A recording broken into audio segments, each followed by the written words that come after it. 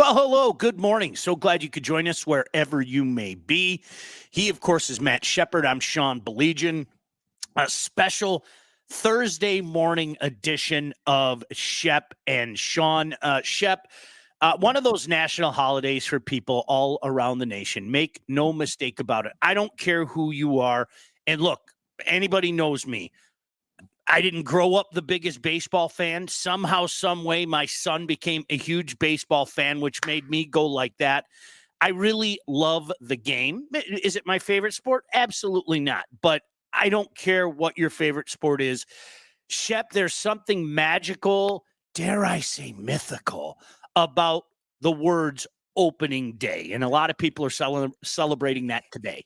Yeah, it does. I don't think it matters whether your team is at home or on the road, Sean.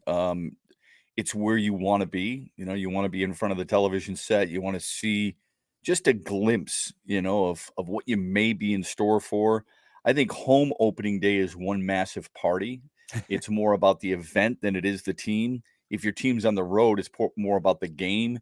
And I think just the fact that it's back, that now you can set your DVR, you can set your schedule knowing that your team is going to be playing basically every day. And you can monitor how your team is doing, how your young players are progressing, the types of moves your manager is making and things of that nature, right? There's a feel about it. Sometimes it's difficult to explain, but when you show up at the ballpark, like any professional event, any college event, you show up that as calling games, you show up and you're a little early than everybody else, and you just want to take it in. You look around and you kind of take it in. I know when I did football, you're walking the sidelines and you're talking to coaches and players, and there's a cool feel to that when you're walking the sidelines with an NFL coach or a player, just chatting it up a little bit. In baseball, you get there so early, you get a chance to go into the clubhouse, just say hi to guys. You're sitting in a manager's office, whether it's your home manager or your visiting manager, and you're just chopping it up. On opening day, they're a little bit more loose.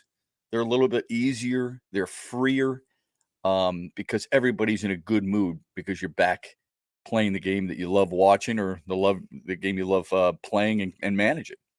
Shep, it is so crazy, and I know for you as a father, I'm going to guess that you agree with me. There's just something about baseball and your kids, too. I don't know what it is.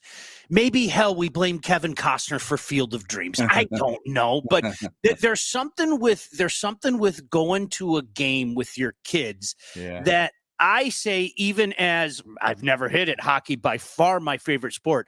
But there's something different about going to a ball game. Maybe it's the pace. Maybe it's some of the things that you talked about. I don't know what it is, but of course, with my son away in LA and my daughter, of course, is up at Michigan State right now. That's one thing I'm thinking about. I'm like, okay, when am I going to take my kids to a game? And I don't know if that's going to happen. I know we're going out to Anaheim to see the Tigers take on the Angels in late June and visit my son. But Shep, that's something I think of going to games with my father, my late father. I think about my kids. There's just something that's so right and brings those two worlds together when you're talking about a baseball game. Yeah, what is it about baseball? Look, you've taken your kids to hockey games, you've taken them to basketball games, you've taken them to football games. What is it about baseball? Is it outdoors? Is it being outdoors? Maybe that's it. And having, I think, just because you don't, I wouldn't say have to pay attention, but you don't have to be laser focused on every single moment of the game to have a conversation. Whereas in hockey, you could miss something like that. Yeah. Basketball, you've got the music going on, so it can be a little challenging. Football, there's so many lulls in football. But baseball, there's something, dare I say, romantic about it, where you can sit with somebody. It doesn't even have to be your son, but it could be a friend. I mean, you and I could just be there drinking a beer, having a hot dog, and just chatting it up while we're watching the game, and it doesn't have to be intrusive to anybody close to us. And I love that about baseball. I think more than anything, especially for us here in Detroit, it's being outdoors because we've been cooped up for a while. And now we get the chance to go outside, get the rays, see the sun, smell the grass. There's nothing like walking onto a ballpark or into a ballpark, onto a ballpark field and smelling the grass. Yeah. I know a little bit of a strange habit, but I would always go into the dugout, grab a player's glove, and smell it. I love the smell of baseball glove leather. I love the feel of a baseball bat. I love the sounds of a baseball bat striking a ball in batting practice. Those are all just little things that mean so much. And look, I get that same feeling in a lot of other sports. I'm sure you do. The Sure. shaving of ice and the slapping of a puck. It's Mhm. different, but it's still unique. When you hear a swish in a basketball net, or in football, when you hear a guy say hit and then he quickly throws an out pattern, you can feel that ball hit the gloves of a wide receiver. Those are all special intricacies of these sports that I think really gravitates us toward them. I mean, it's really hard to explain, but you know it as you feel it. You know what I mean? You brought up the term romantic, and I think that's a Yeah. perfect word to use. I'm serious. Yeah. How many times have you heard somebody say something along the lines of this when talking about, our old venerable Tiger Stadium? Walking Yeah. up the ramp, and Yeah. it was almost a holy experience when you walked up the ramp Yeah. and you got near the top of the ramp and you could look out and see that beautiful green field.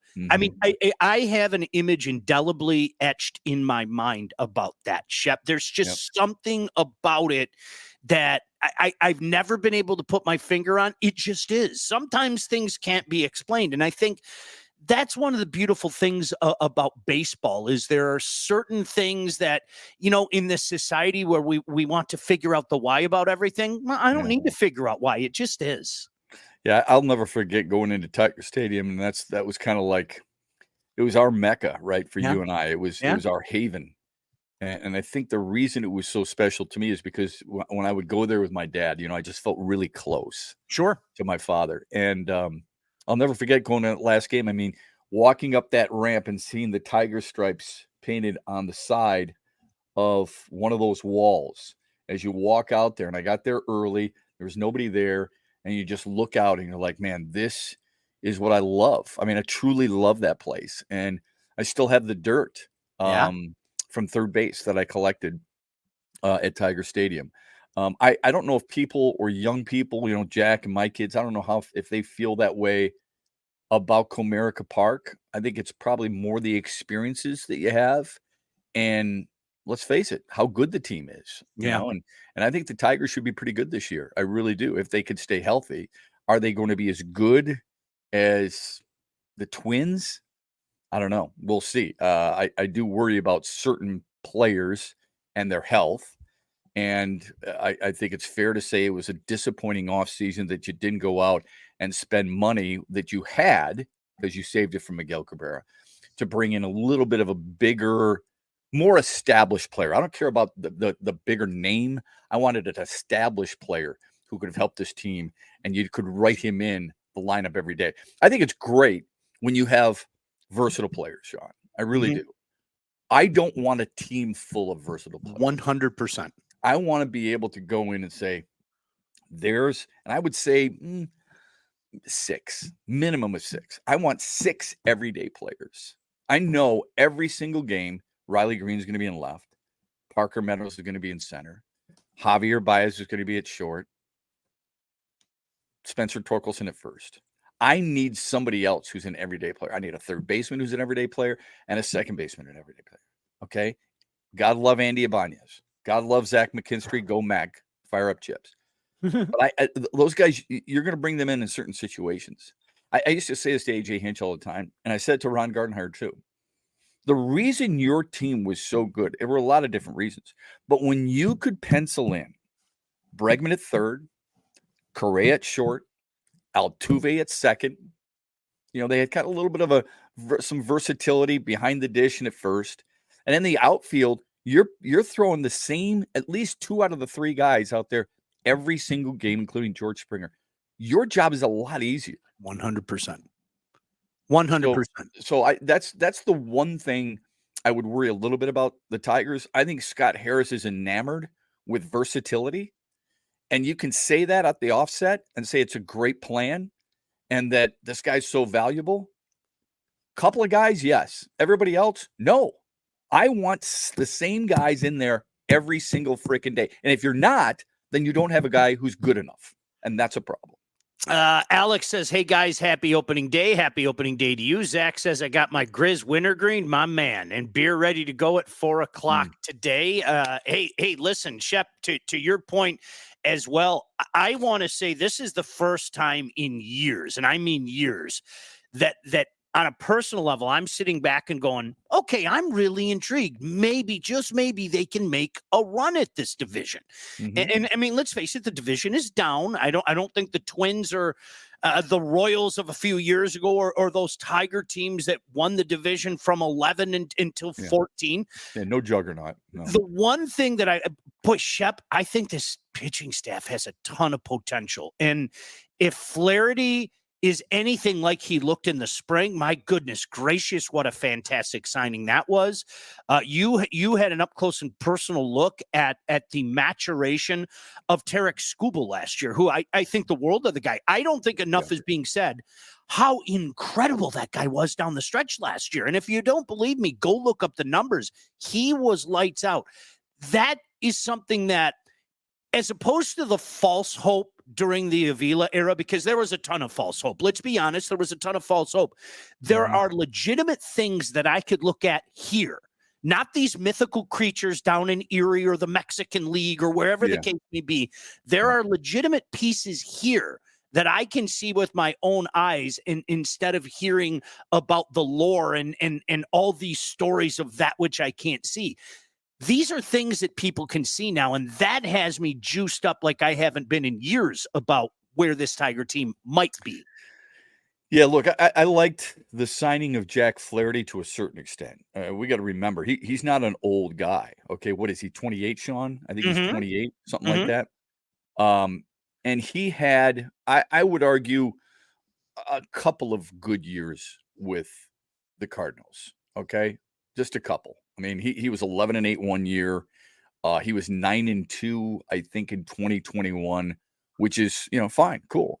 I don't base things off spring training because you don't know who you're seeing. I mean, a lot of times your home games, you're seeing maybe 3 major leaguers in the other dugout, maybe in that lineup. So I'm going to reserve a little bit of judgment there. I always worry, and this is not just baseball, but for any sport, I always worry that we're getting somebody based on what we thought was their reputation. And until you see a guy every single day. So, for example, if you look at Jack Flaherty, who I like, don't get me wrong, but on average in his career, he's an 11-9 pitcher. For his career, if you project it, right? I mean, he's not super above 500. And we know it's really important. The good news is, if he's not performing and he doesn't do well, you do have a guy or two in the minor leagues. I was very surprised that Matt Manning didn't make this team. I mean, if we're going to base it off spring training, Matt Manning should definitely have been on this team, right? Yeah. I would have guessed. And Ryan Kreidler should have made this team. We know why they didn't. Or we know why Kreidler didn't. I mean, it's basically Gio Urshela. And Gio Urshela is a guy who's been injured a lot. He's not going to give you 130 games, 120 games. You're going to be really lucky if you get that. And I'm not saying Ryan Kreidler should have made the team because of that. If you truly are going to look at it and go, you know what? We're going to put the best team out there, whoever proves it. That's not true, because a lot of it has to do with contracts and options to the minor leagues. Ryan Kreidler had another option. Yep. That's the reason he's not there. Yep. Shep, I want to get your thoughts for a second, maybe on the season prognostications, if you will, and maybe where you think this team will end up. But first, before we do that, to Blake, we got to tell everybody where we are going to be in 8 days. I know Blake and Todd and a few of the other boys are going to be out there. everybody's invited to the Batch Brewing Company located in Corktown. That's going to be your spot for the pregame. As Shep just said, look, it's a party. It's a party in Detroit. It's Detroit party. We have a couple of those coming up. We're going to talk about the NFL draft, which is just 4 weeks away. Yeah, you can enjoy it at Batch as well. They are the official craft beer sponsor of Off the Air. We are going to be out there literally live from 10:30 till noon. If you're going to the game, hell, part of the beauty of opening day is a lot of people just want to go down there and hang out. Well, hang out with us. Fantastic spot. Come watch the shenanigans live and have a good time. Next Friday, opening day, that's the place to be. Batch Brewing Company at 1400 Porter Street. Shep, I think people were a little bit surprised maybe at the win total last year. Again, you had a great seat for that. The big question is, can they take a step up? Is this a team that can, how about this, finish over 500? And I'm not saying necessarily find a way to knock off the Twins, but take that next step. If you think progressively, which Lord knows in sports, it doesn't always work out that way. Heck, I remember back in 97, I thought Buddy Bell and the Tigers, okay, onward and upward next year. And we know what happened, but is this a 500 ball club when all is said and done, Shep? Well, I would say this, and I said this 2 years ago on TV. Our expectations need to change. It's been since 1984. Okay. In a very winnable division. You and I both talked about how the Chicago White Sox window, we thought it was going to be open for a long time. Forever. Yeah. We thought with Abreu and Anderson and Moncada and all these different, Luis Robert, these different talented players. Oh my gosh, yeah. Right? Now they're a shell of themselves. That window closed pretty quickly. Cleveland's been able to keep it alive because of their pitching, right? But Detroit was a minus 79 in run production a year ago. We need to remember that they finished 9 games back in the division in what we considered collectively, I believe, what we considered to be a weak division. No question. Here was the beauty of it. This should give you hope. Nobody was better in the AL Central against the AL Central than the Tigers. They were 35-17. If you want to challenge a division champion, you must win within the division first and foremost. But their problem was against really good teams, right? Against the American League East, they were 7-25. Unbelievable. Not going to cut it. It's not going to cut it. So I think personally, our expectations need to change. Enough of this. Well, they haven't said rebuilding, right? But we're rebooting. No, people need to say it's time to win. It's been too long since they have won, and this division is too weak for you not to win. For all these young players that you have spent draft picks on and starting to spend some money on, it's time for you to watch them progress the right way and do it every single day. If you're resting Parker Meadows or Riley Green or Spencer Torkelson 2 times a week, it ain't going to work. No. Those guys should be everyday players. You want to rotate in Matt Vierling once in a while with Gio Urshela, put him in right field once. I get it. I totally understand it. It's Vierling and Canna and guys like Andy Ibanez and Zach McKinstry and Gio Urshela, they're trying to find a home. Scott Harris's job is to find those guys who are going to help his team every single day. And then A.J. Hinch put him in the right position. And I think A.J. Hinch, for the most part, did it a year ago. But gosh darn it, man. I mean, this whole belief that, oh, we're getting there. Do we have a chance to be 500 is, to me, unacceptable. Absolutely, they should be 500. That shouldn't be the question. The question should be, how much is this team going to win the division by? That's what people should be asking themselves. That's what they should be talking about. And that should be the expectation. Enough of Minnesota leapfrogging, enough of Cleveland winning games and winning series and winning divisions with guys like Miles Straw, who they just released, by the way. Yeah.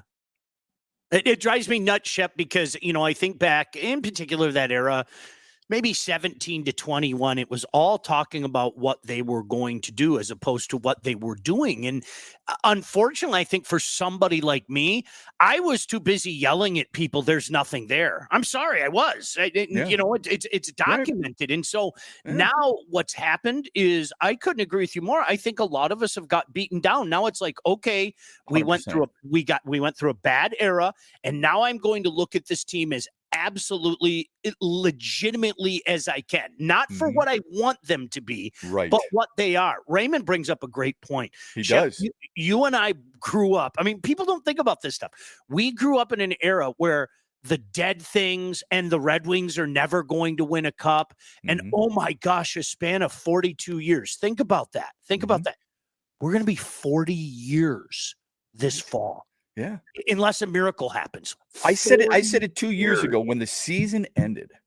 I love that rant. You know that. Yeah. I think I had Jack Morris and Dan Petrie next to me. And I said, folks, this is ridiculous. What we've done, you're right. We've been beaten up. We've seen so much bad baseball that when we see mediocre baseball, we're happy. That's what's happened. Oh, these guys are halfway decent, so I'm entertained. If they win 81 games, good for them. It's a progress. That's what I always heard from people. Yeah. It's one step at a time. Progression, Bull right? crap. It That's doesn't work bull that way. crap, man. I'm so sick and tired of that. Why can't you make a leap? And if you're going to make the leap, make it with the young guys, the draft and develop guys. There's no question. We can say what we want about Al Avila, and I think you're right for the most part. But the guys that he drafted of Riley Green and Spencer Torkelson and Tarek Skubal and Matt Manning and Casey Mize, those guys should be the heartbeat of your club. And Parker Meadows, because he did draft him. Jake Rogers he traded for. But those should be the heartbeat of your club. And one of them's down in Toledo because of who? I don't know if it's Shelby Miller. I don't know if it's Reese Olson, another draft pick, or brought over. I don't know if it's because of Jack Flaherty, whatever. But those guys should be the core of your club that gives them a chance to win the division. And damn it, there needs to be an expectation of winning the division. We expect the Lions to win the division next year, just like they did last year, right? Yes. Because of okay. But that's a team that gained some momentum. And I know it's a different sport. I know they played more games and so on and so forth. It's a feeling that you have talking with fans where they're like, well, I'll be happy if they go ... And I thought to myself, I used to think to myself, what the hell does that mean? What do you mean you'll be happy if they compete, if they're playing meaningful games in August? Hell, I was pissed that I said it myself. I said this team should be playing meaningful games in September. No, they should be playing clinching games in September. No question. No, that's what they need to do. I love what you just said about the Lions too, because if we're being honest with ourselves, I think a lot of people a year ago this time we're okay. I'm all about the Lions. Yeah, division. Part of it was we thought the division wasn't going to be that good. And Green Bay had something to say about that, and for all I know, listen, I'm sorry, I haven't broken down the Minnesota Twins roster this year. There are a lot of things going on. Breaking down the Twins roster is one of them. For all I know, maybe the Twins have a big surprise for people. I doubt it. Maybe the Indians do. The Royals, I think a lot of people think that they may take a step up. The White Sox are just a dumpster fire and probably should be for the next few years. But Shep, all the best laid plans. This is one thing that people forget is it's almost like playing the schedule game. We'll get to the draft in a second. It's almost like playing the schedule game with the Lions. I do it. Yeah. But at the same time, I also realize it's futile because what we think we know about a team in April, forget April. What we think we know about a team in September isn't what that team is. And so I think while it's fun to have those conversations as sports fans, keep it in perspective. Maybe this division isn't as bad as we think it is. Maybe it's worse than we think it is. We don't know what we don't know. Paul said the division is so weak. Does Ilitch even care about the team? We know his dad sure did. The expectation when Mike Ilitch was alive, he was all in. Now it's mediocrity. Remember when we were good? Stop that. Make this team good, relevant, and go win. I would say this. The only thing I would warn people about, Minnesota, we think it's a weak division. Minnesota did win, a playoff series a year ago. I would say their top two starters, Joe Ryan and Pablo Lopez are better than the Tigers' top 2 starters. No question. Okay. If you went, that doesn't mean they're deeper. I'm just saying the top 2. Ryan Jeffers, Christian Vasquez. Vasquez is probably more of a defensive-minded catcher, Sean. But they're probably better than the tandem of the Tigers. Carlos Correa is better than Javier Baez. Okay. I don't think Alex Kirilloff's as good as Spencer Torkelson. I think Royce Lewis is better than the third baseman that Detroit puts out there. And then their outfield, I know Max Kepler, and I know they signed Manuel Margot. I forget the others. I think there's a left-handed kid from Minnesota. I think his name's Matt Wallner. He's a pretty good player, but there's a lot to be decided there. Byron Buxton, if he plays outfield, I think they've got him at DH right now. I mean, he'll be on the DL soon. You can set your watch to it. Yeah, I know. He'll pull some type of hamstring or something. They're a little bit more talented, I'm saying, than I think we believe them to be. And let's face it. If you and I are doing this in Minnesota or Chicago or Cleveland, are we looking at the Tigers roster and going, holy shit, how are we going to beat them? No way. Okay. Yeah. I mean, it's not like it's the Dodgers lineup here. It's not San Diego. Okay. I just think it's not even Seattle. I think we've got to be careful there. But with this division, there's no doubt it's winnable. It's winnable for a few teams, though, not just Detroit.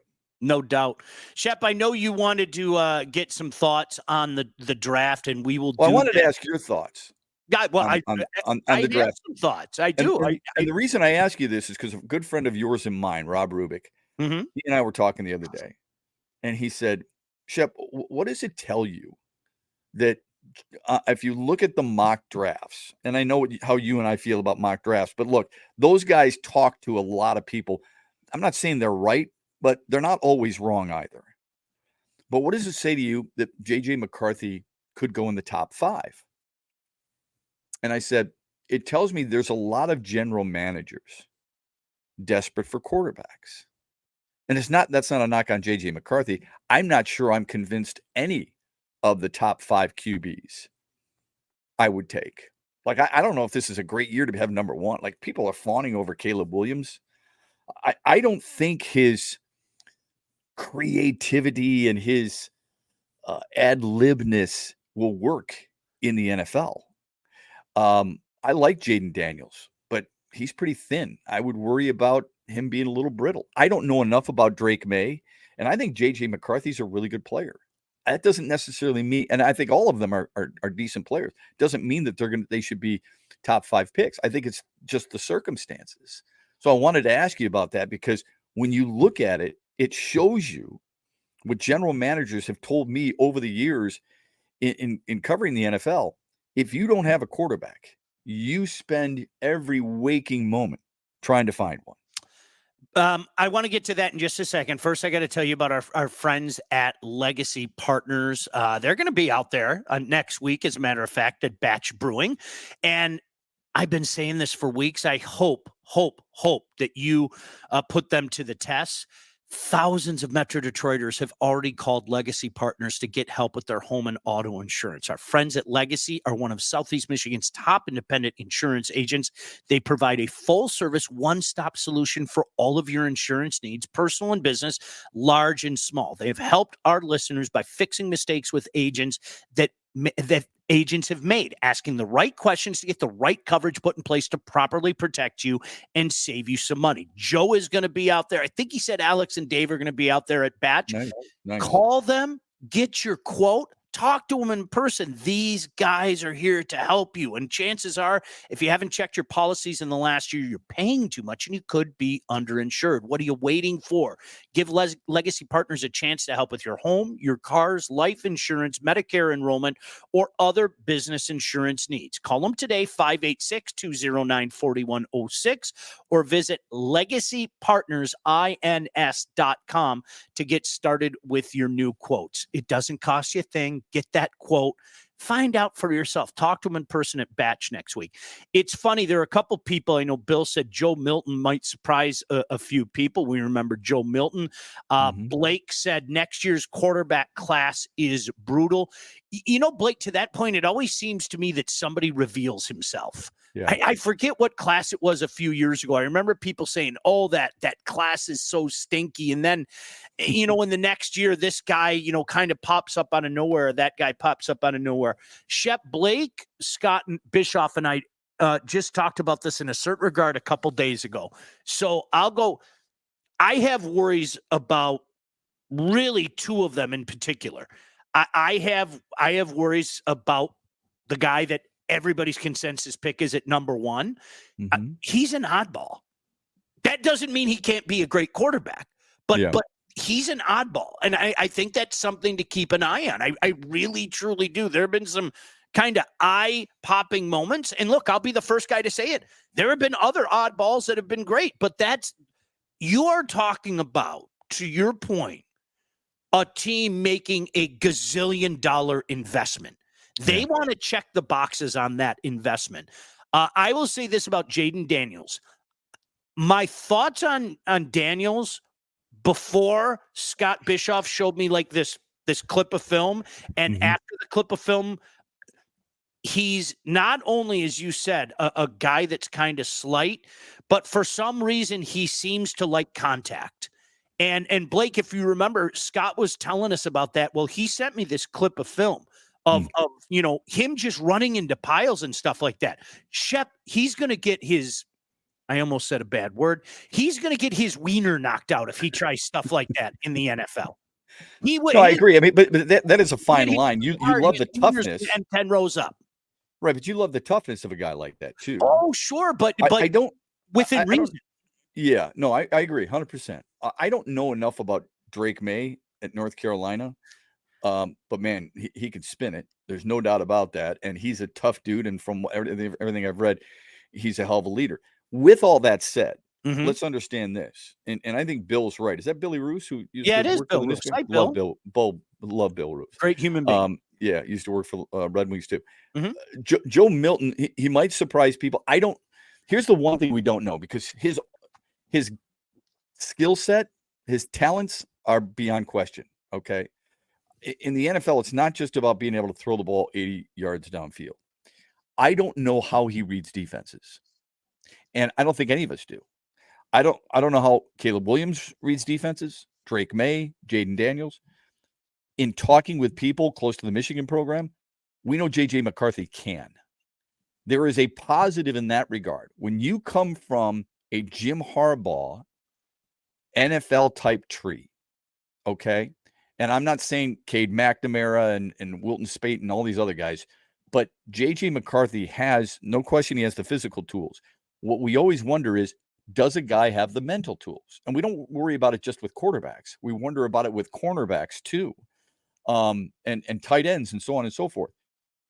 He will pass that part of the exam, the whiteboard part of the exam. There's no doubt about it, because under Harbaugh, you're running, to a certain extent, NFL offenses, and you're learning how to read NFL defenses. I mean, think about the defensive coordinators he's had there who are now in the NFL. He sees that stuff on a regular basis in practice.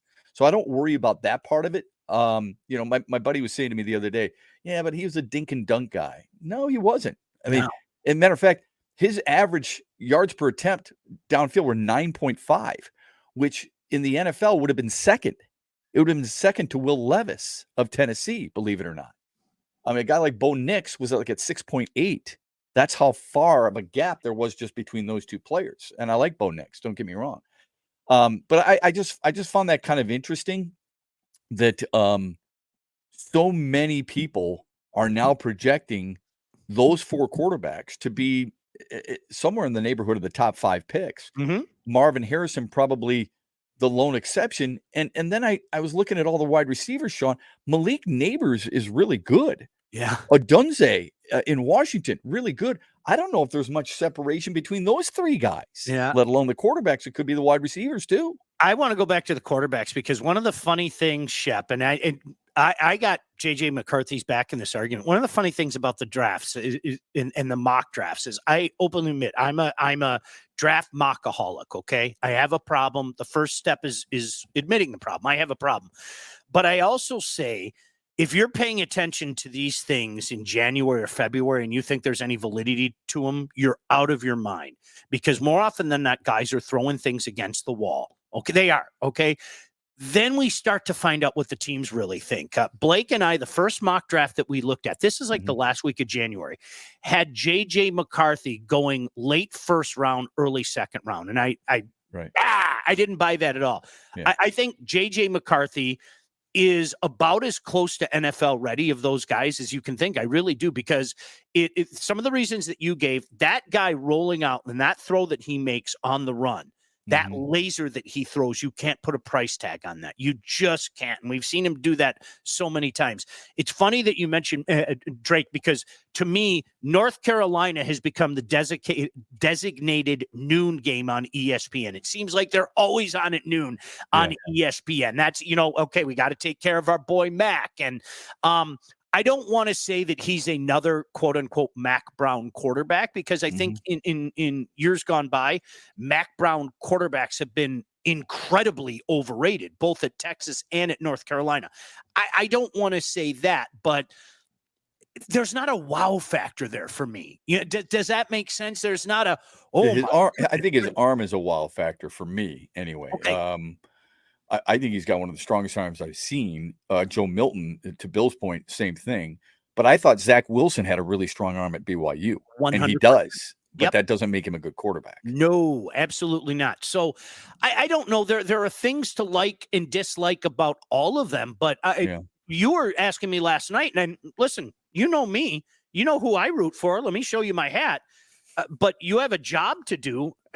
I like JJ McCarthy a lot. I think so. If the Bears, if you were the Bears, would you take him first over Caleb Williams? No. Okay. No. Because you have to. They are looking at now. If you're asking me, he terrifies me. I'm not gonna lie, but it is an investment, and you want to get bang on your buck. And I think that's what the Bears are looking at.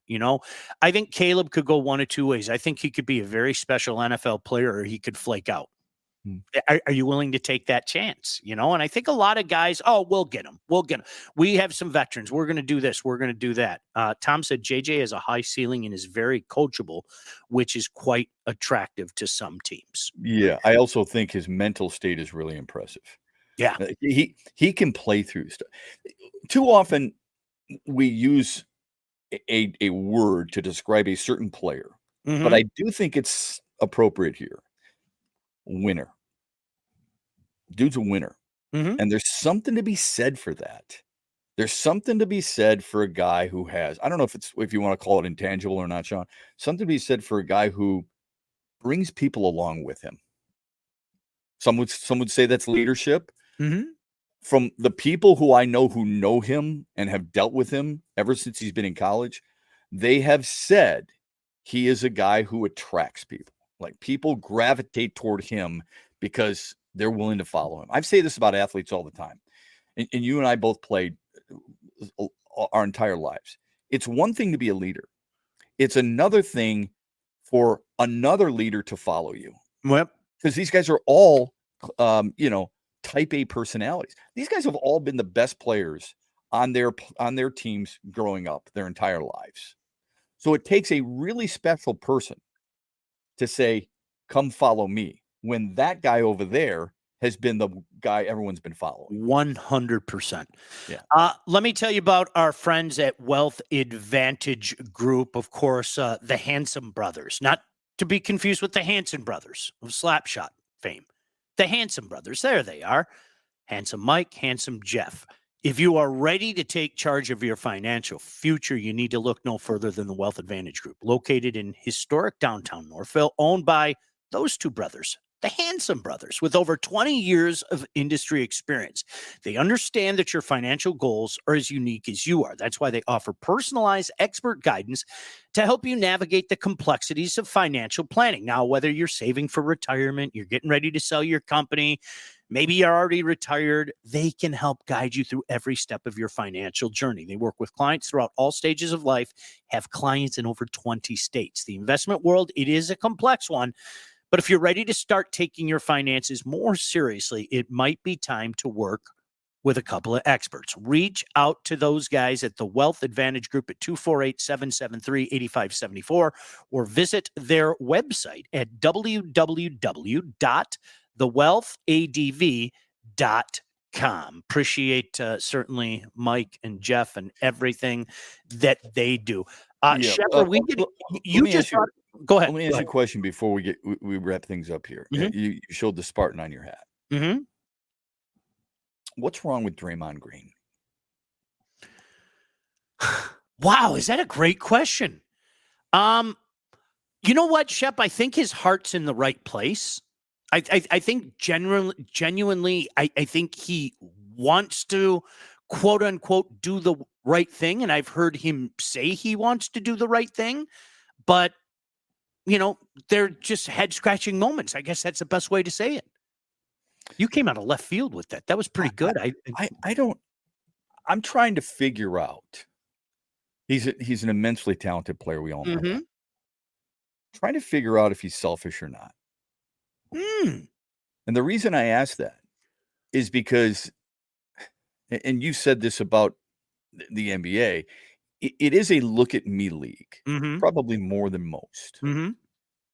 He seems to be a look at me player more than most. And when you have other players on your team shaking their head, and maybe Steph Curry's shaking his head because he can't believe that the referee Acosta actually teed him up so quickly. But you get ejected 4 minutes into a game, 4 minutes in, knowing his reputation. And I'm not saying he was deserved. Okay, don't take that wrong. Ray Acosta, the referee who ejected him, might have had it in for him. I don't know. But I do know this. Golden State needs him. And they're in the fight for a playoff spot. You want to chirp at the official? That's fine. That's whatever. But once you get the technical, you need to swallow your pride, shut up, and sit down. 100%. He doesn't seem to have the capability of doing that. This guy's getting endorsements based off his reputation. It's true. It's true. Yeah.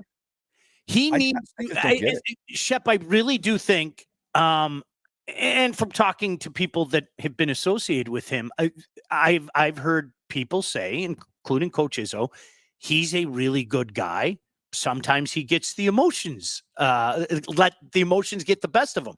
Okay. And that is an arduous process that not a lot of us can learn to master until we're well into our 40s for some people. But no, all jokes aside, Shep, when you're continuously doing things that put your team at a disadvantage, you open yourself up to questions like that. Especially, it's easy to chuckle and go, ha ha ha, boy, that's Draymond being Draymond, when you're rolling up 60 wins. But when you're in the position that you're in right now, and these wins mean something, those questions are going to come from everywhere. Make no mistake about it. Yeah, he's already served 2 suspensions. Remember, he got somebody in a headlock. He was fighting another player. You want to stick up for guys? I'm all for that. You know that. This is not the NHL. It's very interesting. When in hockey, referees don't seem to have rabbit ears. Like John Tortorella, players in general. You don't believe me? Just go YouTube some things about being mic'd up, how great it is. The stuff they say to referees, and the referees are able to skate away, Yeah. NBA, that's not the case. Major League Baseball, oftentimes not the case. You can say a few things, but God forbid you actually argue a strike, which has taken, I think, so much out of the game of baseball. Oh. Bring back the arguing, for crying out loud. Amen. Right? I need Earl Weaver. Without a doubt. Bobby Cox got thrown out more than anybody. Yeah. But when you're looking at it, and the NBA, and it's a chirp here or a chirp there. Finally, if a referee has enough, and all these guys know these referees so well, Sean, they do. They're on first name basis with all these guys. They know exactly who they're getting. Every single time you go into an NBA locker room, you go into a Major League Baseball clubhouse, the referees' names and faces are pasted up there, just to give you a refresher. Draymond Green gets the first tech. Warranted. I don't know what he said. Let's just give the referee the benefit of the doubt. once you know that everything after that is subject to sensitivity. Yep. That it takes a little bit more. It may push Sean's kids may push him to the limit. I can take it. And then boom. After that, once you snap, the next rebuttal from your kids, you're not going to be, I can take it. It's going to be quicker. Yeah. That's human nature. Yeah. And yet Draymond Green, it just doesn't seem to click with him. I don't get it. It is funny. There are some guys that I always use the analogy like you're making a pot of stew, right, Shep? You're making a pot of stew, and Making me all right, hungry now. I'm gonna go make one in a few, maybe chili. But you know what? You throw in a potato, you throw in a carrot, and then it's coming to the top, and then you throw in that last giant potato, and it bubbles over. There are some guys like that, and that I think people forget for officials as well. Yeah. I've talked to officials not at the highest level, but at different. Sometimes they have a bad day too. Okay, Right. they do. Sometimes, hey, I heard this guy call me a bleep bleep 10 days in a row, and it never bothered me. But today, for some reason, get your ass out of here. And That's right. that's the way that it works. But Shep, I think it's a good point, because I think when it becomes a detriment and something that hangs over your head in that look at me kind of regard, then we have to figure out, well, how much are we really helping the team? Well, think of this too, Sean. Here's a guy who got in a fight with his teammate. I know. At practice, punched him in the face, and basically forced that team, Golden State, to trade that player, Jordan Poole. Mm-hmm. And Jordan Poole, everyone on that team would tell you, is missed. Really good player. He just plays for a crappy team in Washington. Mm-hmm. But for Golden State, he was a pretty important player. And I think I'm not going CTE. I'm not going that mentally disturbed and all that stuff.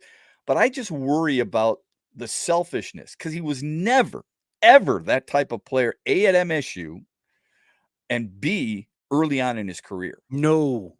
But now he has become this guy that it's all about him.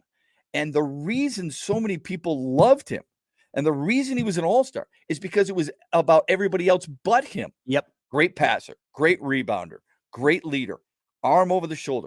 Something's changed. And when, I don't know. I'm not claiming that it's as drastic as the Dennis Rodman saga, because I sure don't see him dressing in a wedding dress anytime soon. I just can't figure it out, man. I cannot figure out when it turned with him and how it's gone so far to the other side. If I see him in North Korea, all bets are off, though. If he heads out to hang out with Kimmy and, we're gonna work on some rebounding in North Korea, all bets are off. See, I didn't know this. Tom wrote he also got into a shouting match with Steve Kerr. Didn't realize that. Yeah, you can't. It's an issue. Let me tell you about our friend Lindsey Broadwell before we get out of here. When it comes time to buy, sell, both, doesn't matter. You need to contact the right agent. That agent is Lindsey Broadwell. Your house is probably the biggest investment you'll ever make, and that's why you need a pro. Lindsey grew up on the mean streets in Northville and has expanded her team all over Southeast Michigan. She's an expert in all facets of business. Now, when it's time to move, our friend Lindsey and her team will make sure you get the most out of your house and that everything goes smoothly when finding your new home. Buyer, seller, first-time buyers, doesn't matter. Make sure you contact Lindsey at BroadwellHomes.com. She will help you with everything from start to close. Licensed realtor at Real Broker LLC. Start your search today at BroadwellHomes.com. Shep, we got to get out of here, but only a few minutes. I hope your whole family coming in for Easter. You got everybody, the whole clan. My wife's super excited, and you know what it's like. Mama Bear is always happy when everybody's under the same roof. Blessed Easter to you guys. Unfortunately, we don't see Jack, but my daughter's coming home, so we're going to make the best of it. Have a great Easter weekend to all of you as well. Shep, we'll talk again next week. For Shep, I'm Sean. See ya. See you.